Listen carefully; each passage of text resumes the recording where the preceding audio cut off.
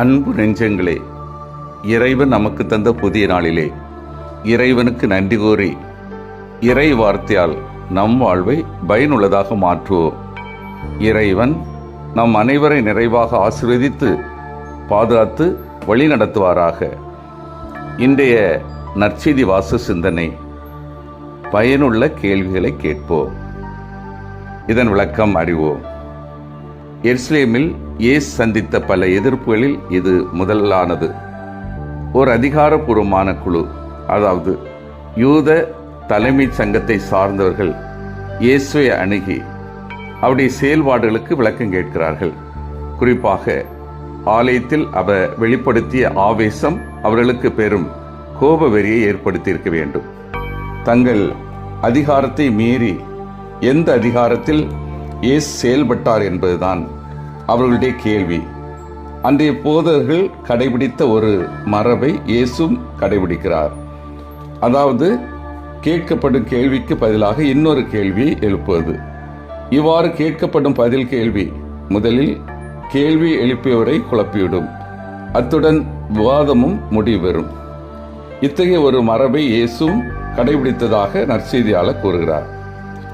யூத அதிகாரிகளை குழப்பிய இயேசுவின் பதில் கேள்வி திருமுழுக்கு யோவானை பற்றியது. அவர் இயேசுவை மக்களுக்கு அறிமுகப்படுத்தி அவரை ஏற்றுக்கொண்டவருக்கு திருமுழுக்கு அளித்தது கட்டாயமாக யூத அதிகாரிகள் அறிந்ததே. திருமுழுக்கு யோவானை பற்றி மக்களிடையே பொதுவாக நல்லெண்ணம் நிலவி இருந்தது. பழைய ஏற்பாட்டு இறைவாக்கின மரபில் அவர் செயல்பட்டதாகவே மக்கள் கருதினர். ஆகவே அவரை பற்றி கேள்விக்கு பதில் கூறும்போது மக்கள் வெறுப்பை தேடிக்கொள்ளக்கூடாது என்று அதிகாரிகள் நன்கு அறிந்திருந்தனர். இதை பற்றி இயேசுக்கும் தெரியும். தம் அதிகாரத்தை பற்றி அவர்கள் எழுப்பிய கேள்வியும் தங்கள் சுயநலத்தை பாதுகாத்துக் கொள்ள அவர்கள் கையாண்ட ஒரு யுக்தியே என்றும் இயேசுக்கு தெரியும். சரியான விடைபெற தகுதியற்ற அந்த அதிகாரிகளை குழப்பது என்றே இயேசு தீர்மானித்து விட்டார். ஆகவே அவர் எழுப்பிய பதில் கேள்வி, யோவான் திருமுழுக்கு அளிக்க அவர் பெற்ற அதிகாரம் விண்ணிலிருந்து வந்ததா அல்லது மனிதரிடமிருந்து வந்ததா?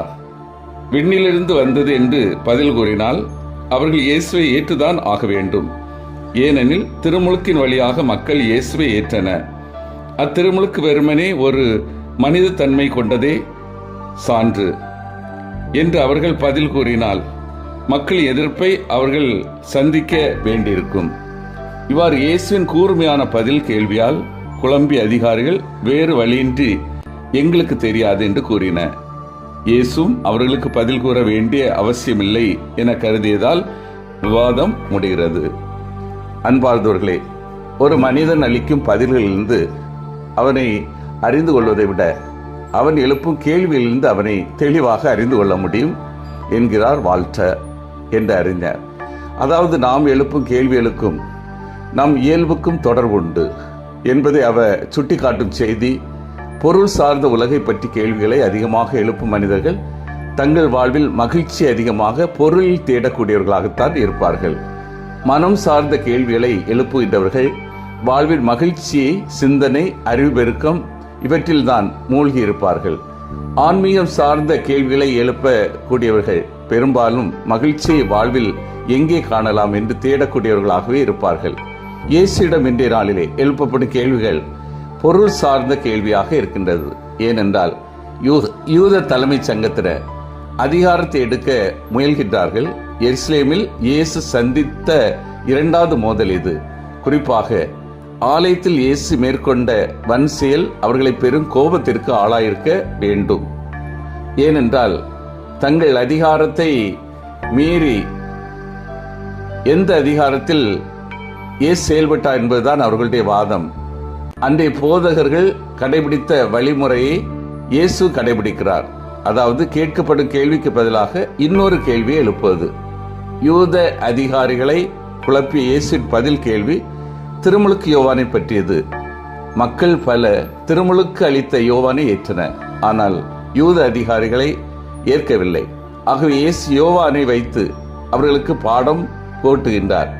ஏனென்றால் மக்கள் திருமுழுக்கு யோவானை இறைவாக்கினராக மதித்தனர். எனவேதான் இயேசுக்கும் தலைமை சங்க அதிகாரிகளுக்கும் இடையே ஏற்பட்ட மோதல் இயேசுவின் கூர்மையான பதில் கேள்வியால் வீரியம் இழந்தது.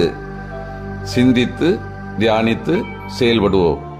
எனது கேள்வி என் வாழ்விற்கு பயனுள்ளதாக உள்ளதா? நான் பிறரை உயர்வாக கருதுகின்றேனா? பிறரிடம் உள்ள சிறந்தவற்றை பாராட்டும் மனநிலை என்னிடம் உள்ளதா? மன்றாடுவோமாக. வல்லமை மிக்க இறைவா, எங்களது கேள்வி எங்களது வாழ்விற்கு பயனுள்ளதாக அமையவும், நாங்கள் பிறரை உயர்வாக கருதவும், பிறரிடம் உள்ள சிறந்தவற்றை பாராட்டும் மனநிலை எங்களிடம் வளர்த்து கொள்ளவும் மறந்தாரும். ஆமீன்.